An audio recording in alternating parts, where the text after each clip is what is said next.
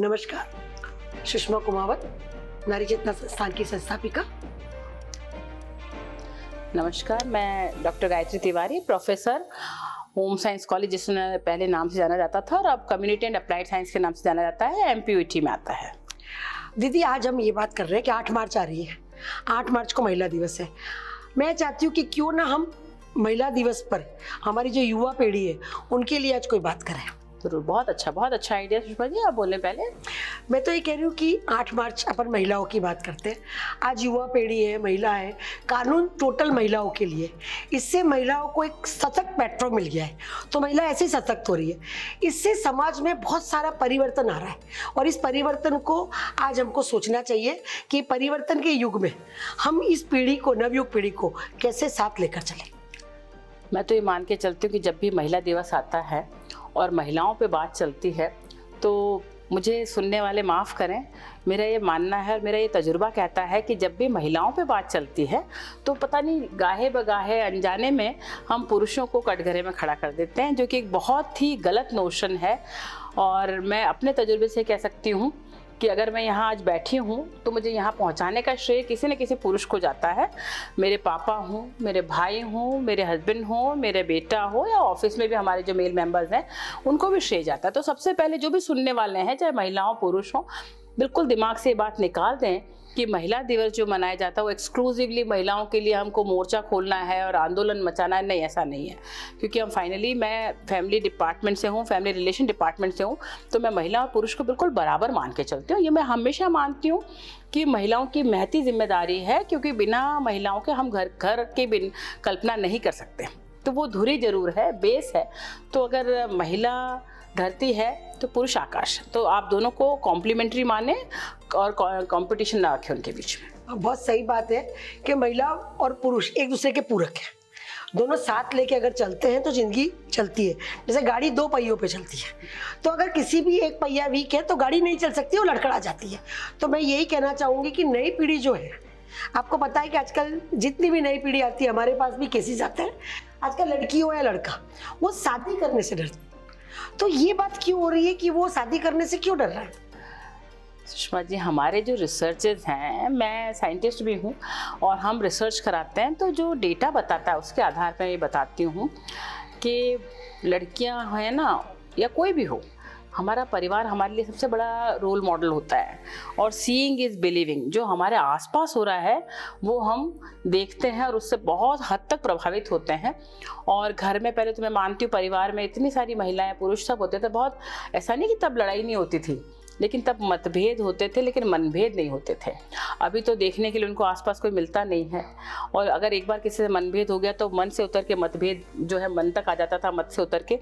और अब उनमें इतना ज़्यादा कॉन्फ्लिक्ट है, कोई समझना भी नहीं चाहता, कोई समझाना भी नहीं चाहता, तो सॉल्यूशन भी निकल जाते थे, कॉन्फ्लिक्ट का मैनेजमेंट भी हो जाता था। घर में इतने लोग थे, अपने अनुभवों से उनको फ़ायदा दे देते थे। अभी क्या होता है, मतभेद हैं, दिमाग के साथ फटाक से दिल तक आ जाते हैं, तो मनभेद पे आ जाते हैं। तो मन में अगर भेद आ जाता है तो वो दूर नहीं हो पाता। दूसरी बात, रियल लाइफ और रील लाइफ में वो लोग अंतर नहीं कर पा रहे हैं। हम बहुत हद तक आभासी दुनिया में जी रहे हैं। लड़कियां सोचती हैं फिल्मों में जो दिखा रहे हैं, या हम जो भी व्हाट्सएप या जिन पे भी देखते हैं सोशल मीडिया पे, वही रियलिटी है। तो उसके चलते क्या होता है, जब उनको असलियत का सामना करना पड़ता है तो बहुत दुखी होती है। केवल लड़कियां नहीं, लड़के भी तो अब शादी नहीं करना मानते। उनको लगता है बस फिल्मों में जैसे गाने गा रहे हैं वो ज़िंदगी वही है, ज़िंदगी वो वाकई में नहीं है। तो वास्तविकता से उनका जब सामना होता है उससे वो घबरा जाते हैं, इसीलिए शादी नहीं करते। शायद मुझे लगता है कि आजकल की जो युवा पीढ़ी है वो कमिटमेंट से डरती है। उनको कमिटमेंट नहीं पसंद है, उनको ज़िंदगी अपनी तरह से जीनी है, उनको अल्लाह ज़िंदगी जीनी है, उनको बंधन में नहीं बनना है। मुझे लगता है कि जब भी हम प्री मैरिटल काउंसलिंग में जाते हैं तो हम लड़कियां दोनों से बात करते हैं, क्योंकि हमको लगता है कि हम जब लड़कियों को समझाते हैं तो लड़कियां आजकल ये कहती है कि आप हमें क्यों समझाते हो। लड़कों को भी समझाने की बात है, क्योंकि आजकल हम टीवी में और सब जगह देते हैं कि एक चाय लड़का बना रहा है, वो कहता है भाई झाड़ू भी लगा सकता है, घर का काम भी लड़का कर सकते हैं, हम अकेली लड़कियां क्यों करें। तो जब कामकाज जब बढ़ गया है, क्योंकि लड़की भी सर्विस करती है, अपना काम करती है, आर्थिक दृष्टि से भी दोनों एक साथ काम करते हैं, तो उनको लगता है घर का काम भी साथ करना है। तो जब ये बात आती है तो लड़कियां कहती है कि नहीं, हमको अकेले को समझाने की जरूरत नहीं है, आप इस लड़के को भी समझाओ, ये भी कमिटमेंट से डरता है। तो शायद कमिटमेंट का कहीं चक्कर है, तो आजकल लड़के लड़कियां कमिटमेंट से डरती है, अपनी ज़िंदगी को अपनी तरह से जीना चाहती है कि सुबह देर से उठना है, अपने लिए ही जीना है, हम किसी और के लिए नहीं जिएंगे। शायद ये बात भी मेरे देखने में आई है, इसलिए भी आजकल लोग शादी से डरते हैं। बहुत अच्छी बात याद दिलाई आपने। और मुझे आपने वही गाड़ी वाली बात कही थी सुषमा जी ना, कि गाड़ी के दो से पहिए। मिलके दो पहिए होते हैं। मैं गाड़ी का एग्जांपल देती हूँ कि वो जो 2 पहिए तो ठीक है, 4 पहिए भी ठीक है, अभी जो ऑटोमेटिक गाड़ी वाला जो सिस्टम है उसमें गियर भी नहीं बदलने, हाँ। उसमें उनको लगता है ब्रेक भी अपने आप लग जाए। हाँ। तो आप देखो इससे ज़्यादा आराम तलबी क्या होगी, ये इन्होंने लाइफ में भी कर रखा है। हाँ। जब हम गियर बदल देते हैं, हमें पता था अभी शुरू होना है, हाँ। अभी थोड़ा और आगे चलना है, अभी स्पीड पकड़नी है, अब तो इनको कुछ करना ही नहीं ना। हाँ। तो जब आपको संघर्ष ही नहीं है, जब आपका सामना ही चुनौतियों से नहीं हो रहा, तो आपको कुछ भी नहीं करना है। तो लाइफ को बहुत इजी उन्होंने समझ रखा है, तो कैसे कमिटेड होंगे, कैसे कमिटेड होंगे?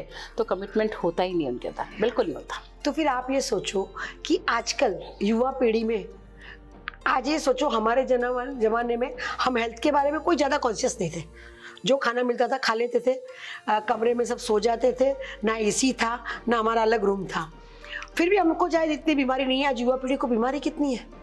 मैं जब सोचती हूँ कि डिप्रेशन, तो मुझे लगता है डिप्रेशन कौन सी चीज़ का नाम है, हमने तो कभी सुना ही नहीं। हम कभी डरते थे तो मम्मी हमको कहते थे किस बात का डर है, जाओ जाके काम करके आओ। और आजकल हम बच्चों को पैम्परिंग तरीके से पालते हैं, क्योंकि चाइल्ड साइकोलॉजी आ गई है। पैम्पर्ड, बिल्कुल। तो शायद इस सब का प्रभाव भी युवा पीढ़ी पे आने के बाद हमको देखने को मिलता है। मैं सारा दोष युवा पीढ़ी को नहीं दूंगी सुषमा जी, इनके लिए हमारी पीढ़ी बहुत हद तक जिम्मेदार है। हम उनको वो चीज़ नहीं सिखा पाए जो हमारे पेरेंट्स ने या उस दौर के लोगों ने हमें सिखाई। इसके लिए हमारी जिम्मेदारी मैं तो लेती हूँ कि हमारी नैतिक जिम्मेदारी जो हम उन्हें नहीं सिखा पाए, हमें सिखानी चाहिए थी। तो होता क्या है कि जैसे अगर आपके तरफ फिजिकल उसके लिए अपन थे, मेंटल उसके लिए थे, तो मैं एक बहुत सिंपल तरीके से बताती हूँ। हमारे दौर में ये सिखाया गया था, क्योंकि वो जो फिजिकल अपीयरेंस है तो उसको आप डिनाई नहीं कर सकते, वो इम्पोर्टेंट है, लेकिन बाकी चीज़ें भी इम्पोर्टेंट है। पैकेज मतलब कहते हैं ना, पैकेजिंग अच्छी होने से माल अच्छा होने की गारंटी नहीं है। पहले हमें सिखाया गया था, तो हमने तो ये सीखा है कि भाई अगर मुचड़ा हुआ भी है और अगर वो 100 का नोट है तो उसकी वैल्यू 100 रुपये है, और अगर कड़क प्रेस है और अगर 10 का नोट है तो उसकी वैल्यू 10 रुपये की। तो इंसान के अंदर वैल्यू तो उसके अंदर होनी चाहिए ना, वही चीज़ हमें भी इनको सिखानी चाहिए थी। अगर हमने सिखा दी होती, कहीं कसर हमारी भी रह गई, बच्चे भी सही हैं, तो हम एक तालमेल के साथ चलें। कुछ बातें उनकी भी अच्छी हैं, लेकिन हम सिर्फ ये एक मैसेज दें आज की तारीख में, क्योंकि हम अब इसको समाप्त करने जा रहे हैं सेशन को। तो मैं सिर्फ ये कहूँगी कि चाहे दौर कोई सा भी रहा हो, जैसे हमेशा रियर व्यू लगा होता है ना गाड़ियों को, एग्जांपल अपन दे रहे हैं, मुझे बड़ा मज़ा आ रहा है, गाड़ी से शुरू किया है। अगर पीछे मुड़ने की ज़रूरत नहीं होती तो गाड़ी में रियर व्यू नहीं होता। जनरेशन कोई भी हो, हमेशा पीछे मुड़ के देखो कि क्या खोया क्या पाया हमने, और किस कॉस्ट पे हमने कोई चीज़ पाई है। कहीं हम अपने हाथ कटा के और नाखून बचा के तो नहीं बैठे हुए। तो इसीलिए हमको शायद इतिहास पढ़ाया जाता था स्कूल में, कि हिस्ट्री ज़रूर पढ़ें, ताकि हमें पता लगे कि जो पाया वो किस कॉस्ट पे पाया, जो खोया हमने क्या खोया। थोड़ा सा बच्चे ये करें, और हम सबकी जिम्मेदारी, हर परिवार में हर सदस्य ये करे, तो बहुत अच्छा महिला दिवस मनेगा, क्या पूरा परिवार दिवस मनेगा। इसी उम्मीद के साथ सबको बहुत सारे आशीर्वाद, बहुत सारी दुआएं, बहुत बहुत धन्यवाद। मैं तो यही कहना चाहूँगी कि महिला दिवस नहीं मनाकर हम परिवार दिवस मनाएं। आज हमारे को परिवार दिवस मनाने की आवश्यकता है। युवा पीढ़ी को मुड़ के अपने परिवार की तरफ देखना है। आप बहुत अच्छा ज्ञान ले चुके हो, आप बहुत पढ़े लिखे लोग हो, पर आपके माता पिता भी जिस ज्ञान से ओतपोत होकर आपको पैदा किया है, उनकी बात को भी सुने, उनको समझे, तभी हम इस दिन की सार्थकता मानेंगे।